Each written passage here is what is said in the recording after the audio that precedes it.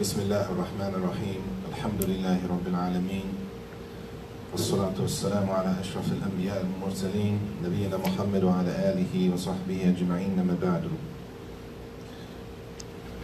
So inshallah this will be the last class for the Sifat al-Salat, the description of the Salat. And we stopped last class with the Arkan, the pillars of the Salat. With the pillars of the Salat, and now we move to the wajibatuha, the obligations in the Salat. Now, the fact that something is a pillar and something is an obligation, and then after that we have the sunan, the recommended acts in the prayer, is not to necessarily say, I don't have to do this because this is not a pillar, or I don't have to do this because this is not obligatory, or this is just recommended, so I'm not going to do that. But as it says in the explanation of the Hashia, that this is for if there's a mistake in the Salat. If a person makes a mistake, if something happens, it has to be fixed. Now, what do you have to do to fix it? Well, that depends. What is the mistake? Is the mistake in the pillar? Or is the mistake in something that's obligatory? Or is the mistake in something that's recommended? So, in that case, these things are important so that the Salat is correct if there is a mistake. So, he says, rahimahullah, the author, rahimahullah, wa wajibatuha takbirul intiqad. The obligatory, the first thing he mentions from the obligatory things in the Salat is the takbir al-intiqad, which is the takbirat that we say from moving from position to position. So from qiyam, we say Allahu Akbar, going to ruku', right? Going to ruku'. When we come back up, Sami Allahu liman hamidah, then we say another takbir while we stand and go into sujood. Then we come out of sajda and we say Allahu Akbar, and we sit between the two sajdas. Then we go back to sajda, Allahu Akbar. Then we stand back up, Allahu Akbar. All of those takbirat are called takbir al-intiqad. Takbir al-intiqad, meaning you're moving from one position to the next position. So it's from the wajibat. These takbirat are not pillars, but they're obligations. The takbirah that is the pillar is the first takbir, the opening takbir, the takbir to the ihram. The takbir to the ihram that starts the prayer is a pillar, which without the takbir to the ihram, the prayer never started, right? And the takbirah after that throughout the prayer are considered obligations, not pillars, which means ultimately, if one of these obligations is missed, right, that the Salat can be fixed. You don't have to go back and say Allahu Akbar and do it like a pillar. If you miss a pillar, you skip a pillar, you can't just keep going in the Salat and then at the end make two sajdas and salam out. If a pillar is missed, you have to go back. Salat, you have to retract in the Salat, do whatever you missed, and then at the end you have to make the sajda also.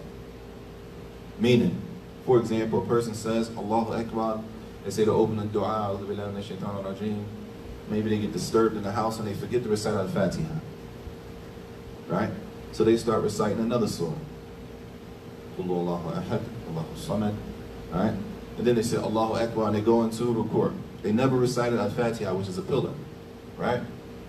While they're in ruku', they remember that I skipped Al-Fatiha. At that point, what do? Just keep going and just make the sujood as-sahwi at the end? You can't do that with pillars.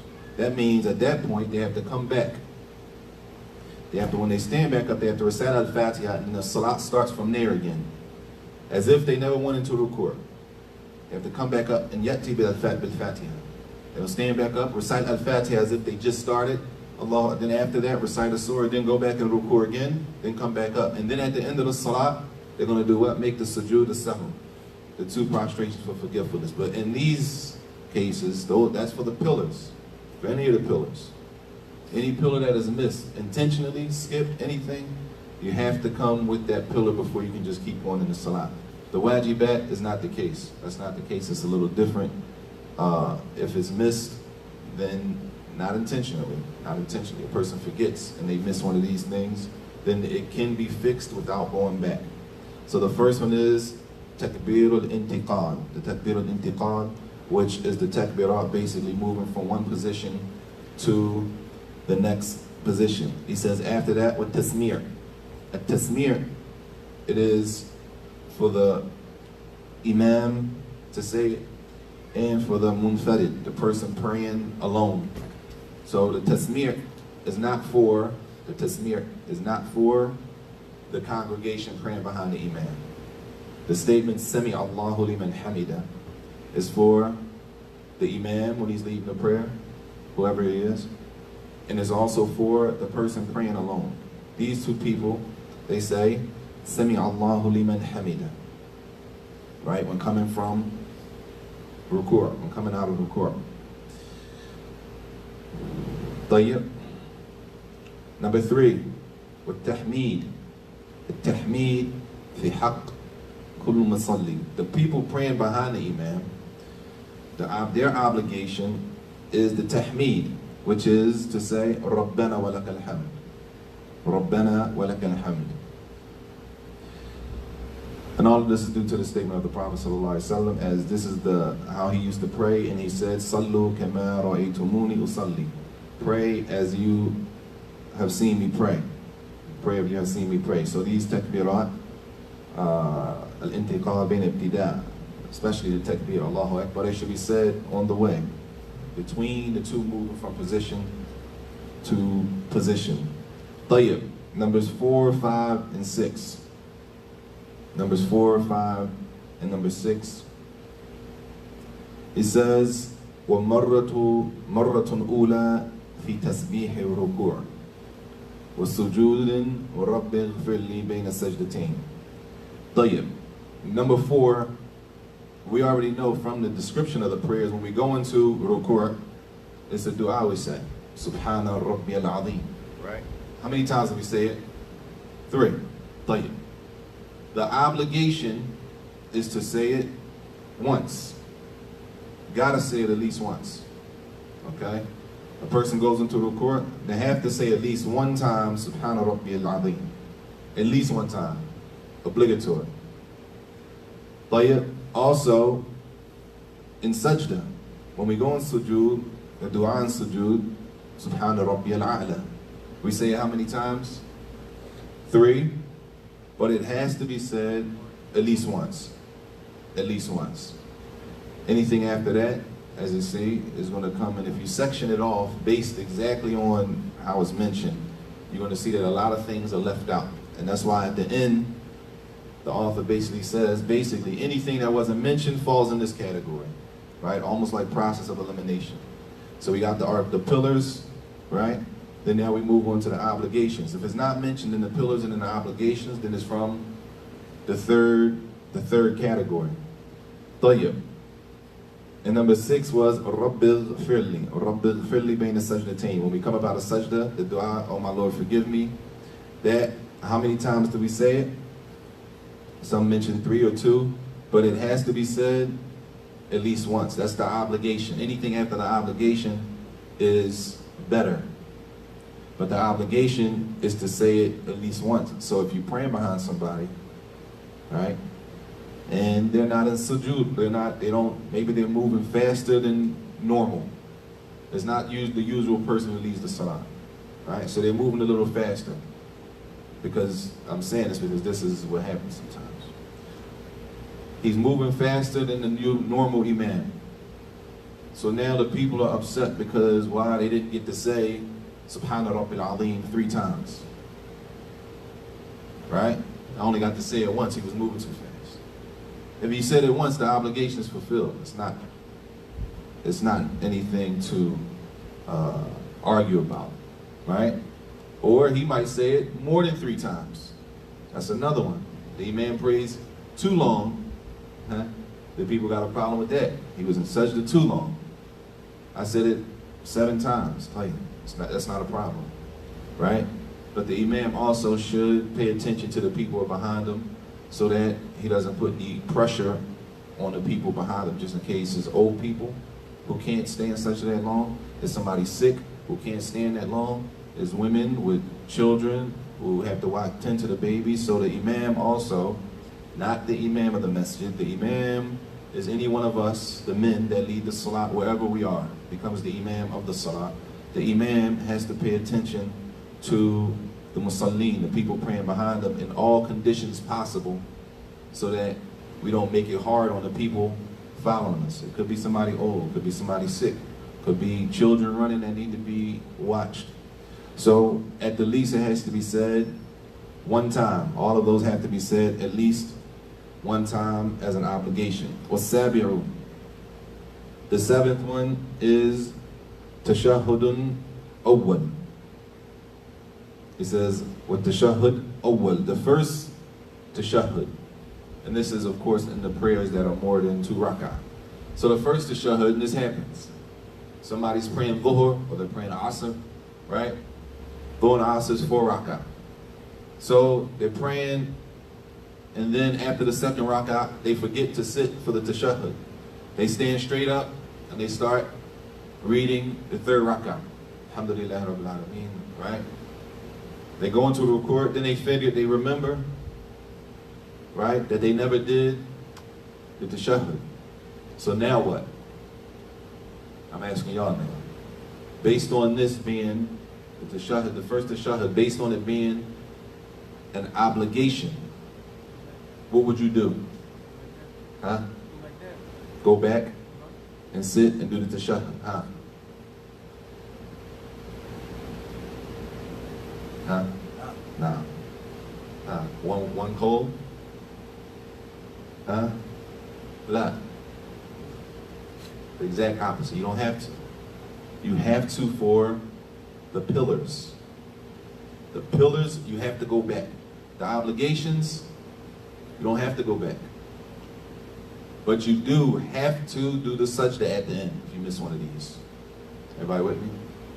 So if you were to stand up, not intentionally, a person forgot, right? They pray in dhuhr or asr or isha or maghrib, right? After the second rak'ah, they stand straight back up.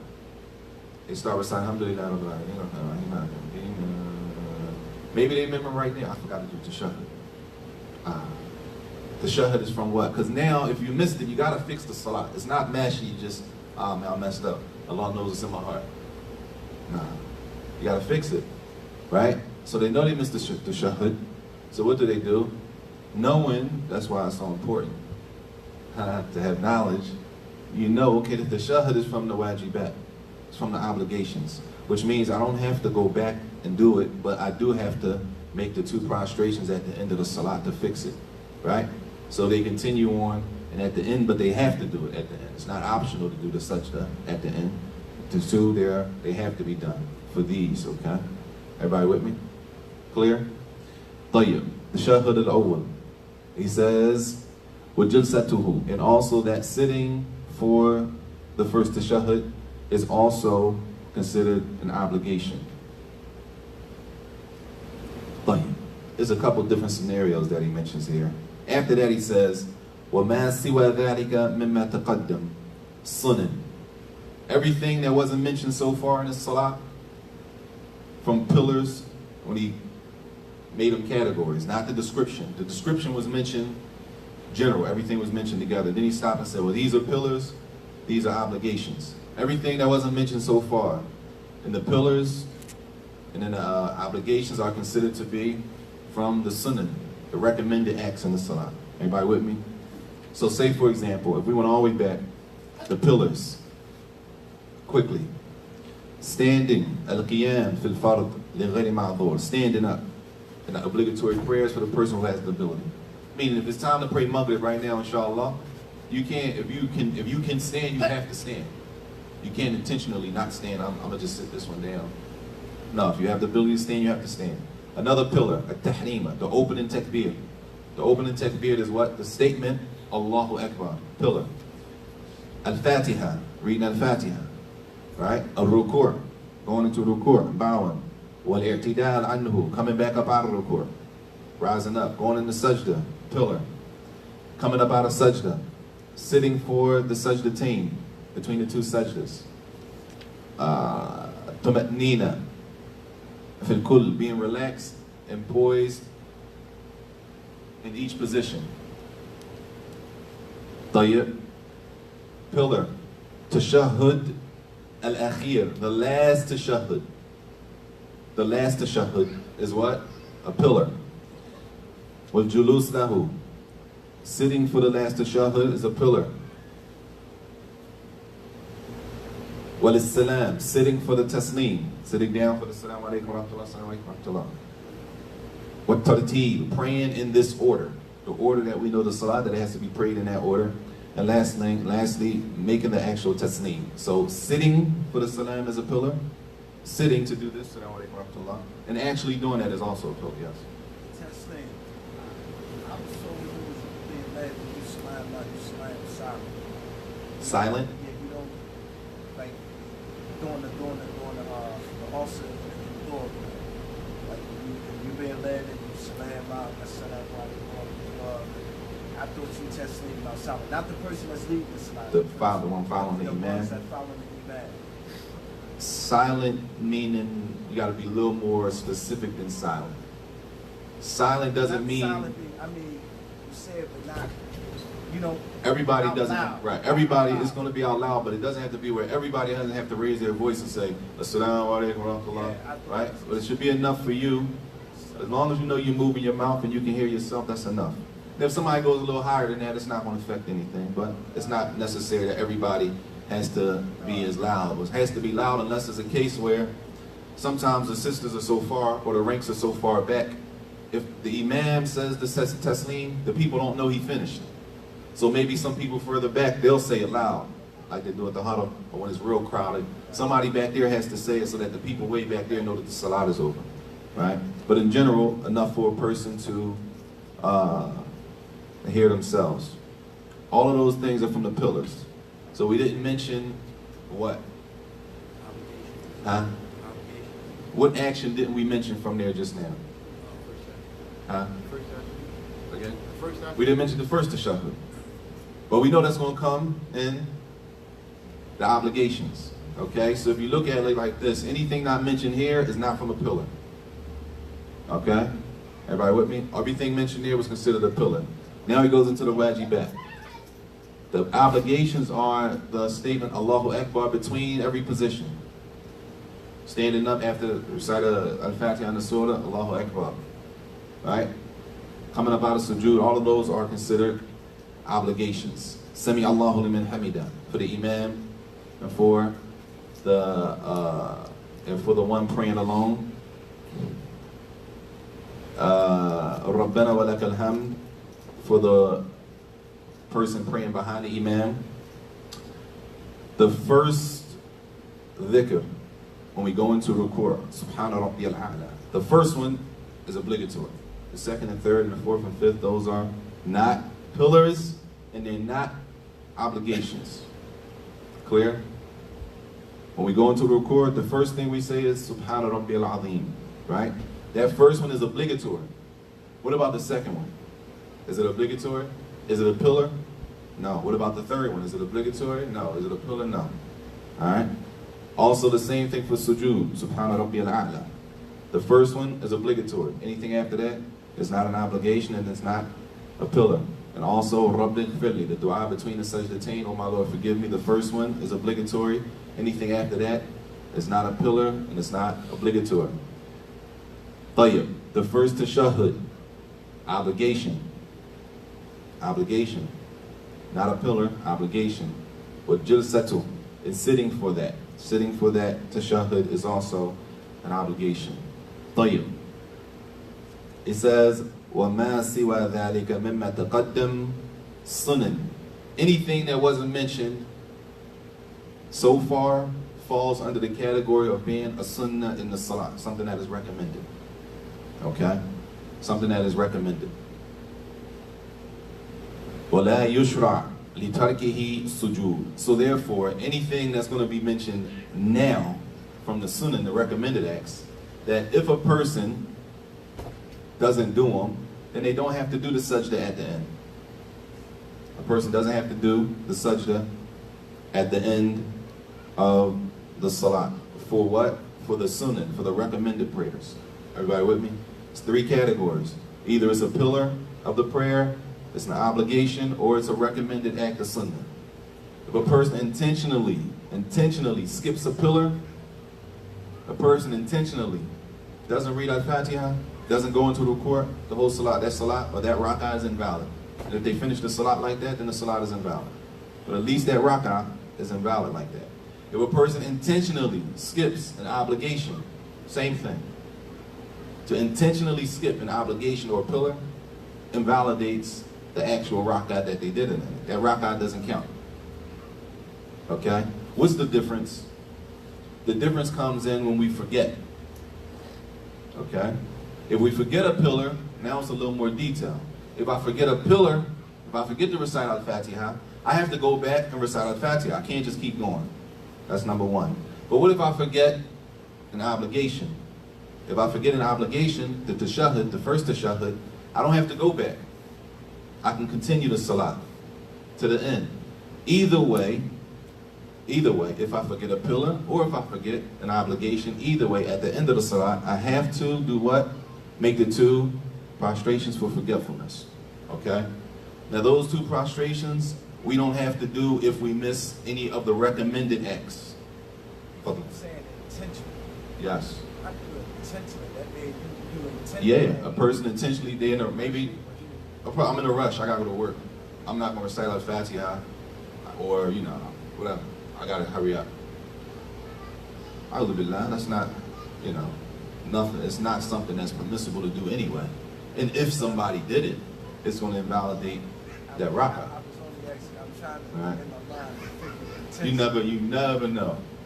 A person they're in a rush, they feel like, you know, this, whatever the case, I'm gonna do it like this. Or I'm gonna do it like this. I'm not gonna recite Al-Fatiha. I'm gonna recite something shorter than that. It's shorter than Al-Fatiha. So they're in a rush, they got somewhere to go, something, whatever they say, I'm just going to recite something shorter than Al-Fatiha. I'm not going to recite Al-Fatiha at all, I'm going to recite something shorter than that. They do that, then what? They skip the pillar, which means for that rak'ah, it's invalid. And if they did it in both rak'ah, that's the problem. You with me? Tayyib. So anything outside of those things that were mentioned are considered to be recommended. Now the recommended acts, we don't have to do what? The sajda. Sujood as-sahw. We don't have to do the prostration for forgetting for the recommended acts. He says, "Wa in sajada fala bas." If a person does do a sajda, then there's no problem. If a person at the end, they forgot to do one of the recommended acts, the sunnah, and at the end of the salat, they want to make the prostration, there's no problem. It's not going to affect anything. Do they have to do it? They don't have to do it. It doesn't have to be done. He says, "Wa in taraka." Or before we go there, about 10 minutes. Before we go there, he mentions some of the recommended acts that don't fall under, they're not pillars and they're not obligations. Some of them are statements in the salat and some of them are actions in the salat. Some things in the salat are recommended, it's a statement, something that we say, and some things in the salat that are recommended are actions. He says, sunan aqwalun kastiftah, like the dua in the beginning. After we say Allahu Akbar, right? The dua that was mentioned in the Sifat al-Salat, Subhanakallahumma, right? That dua is recommended.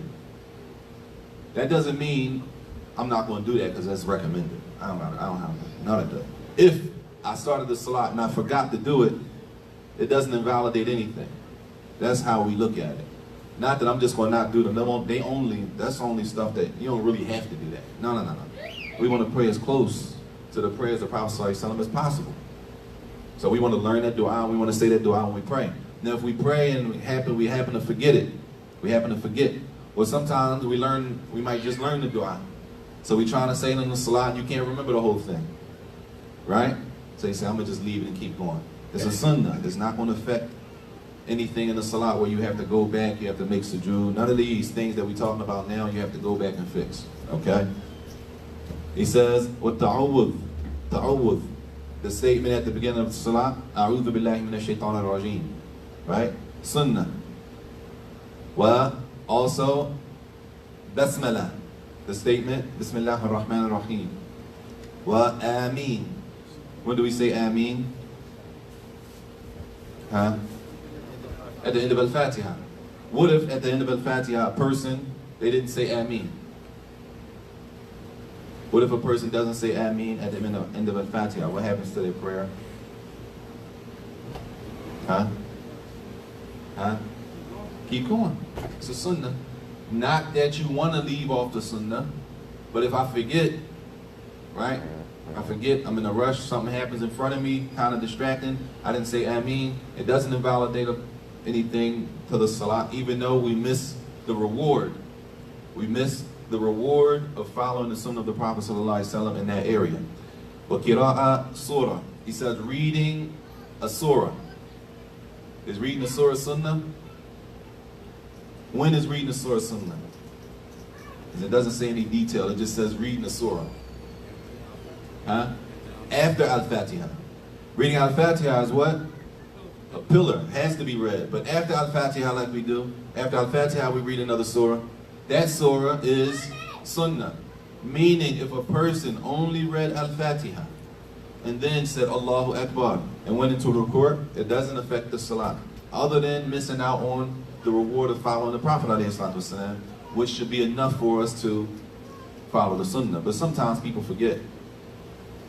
Sometimes they forget and they'll do stuff like that. If that's the case, it doesn't affect the salat. He says, وَمَا زَادَ عَلَى الْمَرَّةِ فِي تَسْبِيحِ رُكُوعِ وَالسُّجُودِ.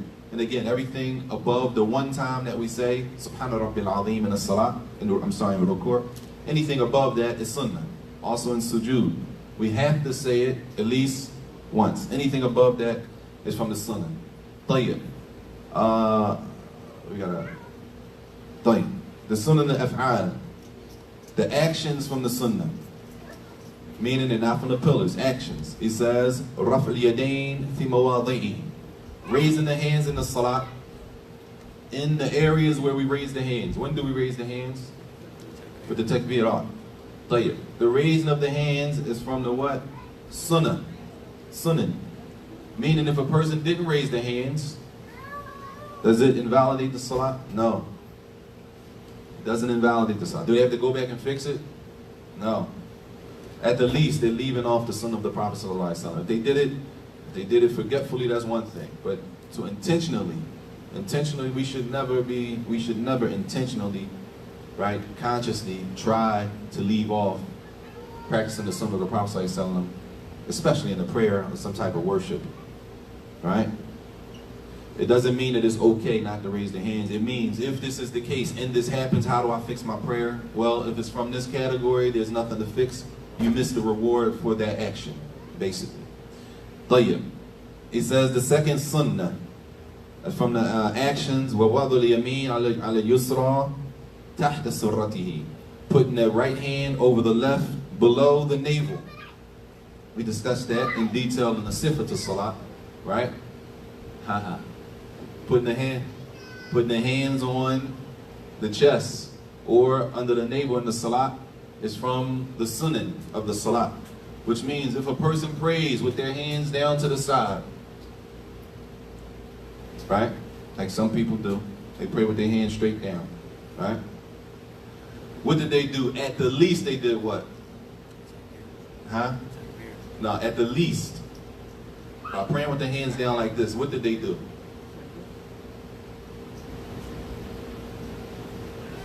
Huh? What didn't they do? If the hands go where? It's from the sunnah to put the hands on the chest, or we say, as he says, below the navel. At the least, they left off the sunnah of putting the hands on the chest, at the least. Right? The sunnah is the hands go on the chest, or some ulama say below the navel. At the least, for the person who puts the hands down to the side, you can't say that the whole salat is invalid, because it's not from the pillars. You can't say that the whole salat is invalid, because it's not from the obligations. It's from the sunnah. Which means at the least they left off following the sunnah of the Prophet ﷺ for that in that area. Everybody with me? Doesn't mean the brother led the salat, he had his hands down to the side, we all got to pray over him. Let's all go over here to the side and pray over him. That's not what's understood by that. It says also from the sunnah, وَنَظَرِهِ إِلَى مَوْضِعِ سُجُودِهِ. that the eyes are focused on the place where a person's going to put their head. That when we pray, we're supposed to be focused on the eyes go where we're going to prostrate, not gazing around at things going around. But what if a person looks up out of the salah? Like what happens? Somebody comes through this door, somebody that's praying, they'll look at the person coming through the door. Does it invalidate the salah? Nah. At the least, it's going against the sunnah of the Prophet ﷺ in that specific situation. طيب. We'll do this last one before we stop. وَوَضَ الْيَدَيْنِ عَلَى رُكْبَتَيْنِ فِي الرُّكُوعِ. He says from the sunnah to put the hands on the knees in the ruku'. To put the hands on the knees in the ruku'. Meaning what? Say a person goes into ruku' and they just let their hands hang. They don't put their hands on their knees. Or while they're in ruku' the whole time, this might be a little more tangible. The whole time they're in ruku', they are they doing this. They digging in their pocket for their phone. The whole time they're in ruku', they're digging in their pocket for the phone. Right? They're trying to get to their phone. Maybe the phone's ringing. Or they go into ruku' and they fixing their socks. Right? Meaning they never put their hands. I hope as long as them kids don't fall, y'all. As long as the kids don't fall and get hurt, we good. Inshallah. They never put their hands on the court. Daqiqa. They got a minute left. If you want to call it in, come get ready. Those things are considered to be from the sunnah, that they don't invalidate the prayer. And as he says lastly, if a person intentionally leaves off an obligatory act, in that case, batalat the salat. It invalidates the salat. And as we said, it would have to be fixed the way it has to be fixed. And we'll get ready to stop there, inshallah ta'ala. And that's the end of the salat, the kitab al-salat. We'll continue tomorrow with the other book, Min Sifat Ibad al-Rahman. And inshallah, maybe on Saturday, we'll do the class on Zakat al-Fitr, how to pay Zakat al-Fitr. Inshallah ta'ala. Wa sallallahu wa sallam wa barak Muhammad wa ala alihi wa sahbihi wa sallam.